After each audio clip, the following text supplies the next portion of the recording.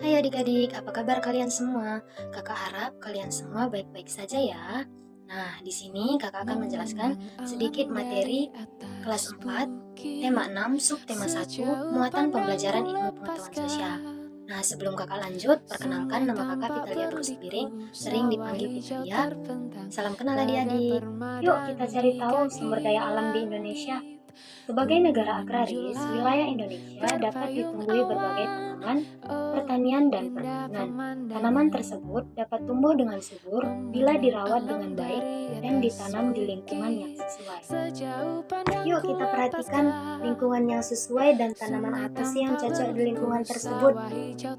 Yang pertama yaitu lingkungan dataran tinggi. Ciri-cirinya yaitu ketinggian lebih dari 400 meter di atas permukaan laut, udaranya dingin, dan tanahnya subur. Jenis tanaman yang cocok tumbuh di lingkungan tersebut ialah brokoli, wortel, kol, kentang, dan apel. Selanjutnya, lingkungan pegunungan. Ciri-cirinya, ketinggian lebih dari 500 meter di atas permukaan laut, udaranya dingin, dan tanahnya subur. Nah, jenis tanaman yang cocok di lingkungan tersebut antara lain teh, karet, kentang, pohon kinan, dan wortel. Selanjutnya, lingkungan daratan rendah. Ciri-cirinya ketinggian antara 0 sampai 200 di atas permukaan laut dan udaranya panas. Nah, jenis tanaman yang cocok tumbuh di daerah tersebut ialah mangga, kedelai, padi, jagung, dan kayu jati. Dan yang terakhir, lingkungan pantai. Ciri-cirinya ketinggian 0 meter di atas permukaan laut, udaranya panas, dan tanahnya kurang subur, dan biasanya berupa pasir. Nah, jenis tanaman yang cocok tumbuh di daerah pantai antara lain pohon kelapa, tanaman bakau, pandan pantai, sukun, dan cemara laut. Nah, selanjutnya, bagaimana sih hubungan lingkungan sumber daya alam dan kegiatan masyarakat? Yuk kita cari tahu. Pertama, lingkungan pegunungan. Potensi sumber daya alamnya yaitu teh, karet, kentang, dan wortel. Mata pencarian masyarakatnya, petani, perkebunan, petani sayur, peternak, dan pedagang. Yang kedua, lingkungan daratan tinggi. Potensi sumber daya alamnya yaitu brokoli, wortel, kol, apel, dan kentang. Nah, mata pencarian masyarakatnya yaitu petani, perkebunan, petani sayur, peternak, dan pedagang. Yang ketiga, lingkungan daratan rendah.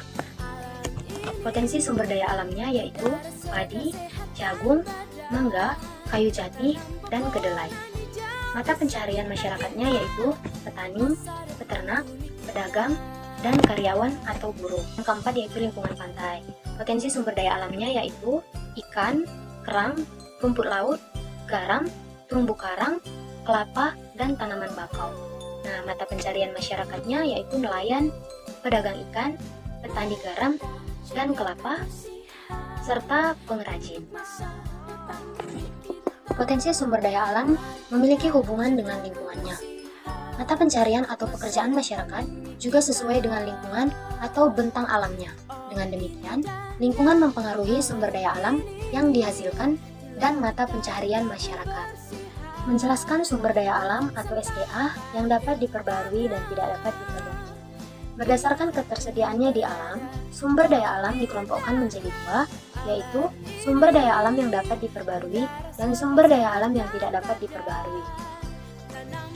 Sumber daya alam yang dapat diperbarui adalah sumber daya alam yang tidak dapat habis walaupun digunakan secara terus-menerus. Contohnya seperti air, tanah, udara, hewan, serta tumbuhan. Sumber daya alam tersebut dimanfaatkan untuk memenuhi kebutuhan hidup manusia, misalnya pemanfaatan hewan, untuk diambil dagingnya, telur, susu, maupun tenaganya. Sumber daya alam dapat dimanfaatkan untuk kehidupan manusia seperti sumber daya alam angin untuk membangkitkan listrik, sumber daya sungai untuk budidaya ikan dan udang, kemudian jagung sebagai sumber makanan, tanah liat untuk membuat gerabah. Menjelaskan sumber daya alam yang tidak dapat diperbarui. Sumber daya alam yang tidak dapat diperbarui merupakan sumber daya alam yang dapat habis jika digunakan secara terus-menerus. Contohnya, barang-barang tambang seperti batu bara, timah, boksit, minyak bumi, dan nikel. Pemanfaatan sumber daya alam yang tidak dapat diperbarui dilakukan melalui kegiatan pertambangan. Kegiatan penambangan biasanya dilakukan di daerah perbukitan, sungai, dan lepas pantai. Tujuan pemanfaatan sumber daya alam yang tidak dapat diperbarui ini adalah untuk memenuhi kebutuhan masyarakat. Baik adik-adik, sekian video dari kakak. Kiranya video ini dapat membantu dan bermanfaat bagi adik-adik sekalian. Terima kasih.